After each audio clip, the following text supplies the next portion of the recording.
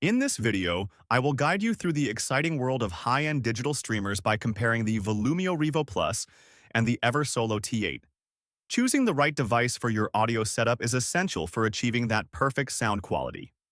Let us start with the Volumio Rivo Plus, which focuses on pure digital transport. It features a dedicated galvanic isolation system that removes unwanted noise from your signal path. This creates a clean and incredibly transparent soundstage for your favorite music. On the other side, we have the Eversolo T8, which offers a more versatile approach with its brilliant touchscreen and integrated digital to analog conversion. While the Rivo Plus relies on its advanced internal clocking to sync with your external DAC, the Eversolo provides a more all-in-one solution that many users find convenient. When you compare the software, the Volumio interface is very minimalist and fast, whereas the Eversolo offers a rich visual experience with meters and album art.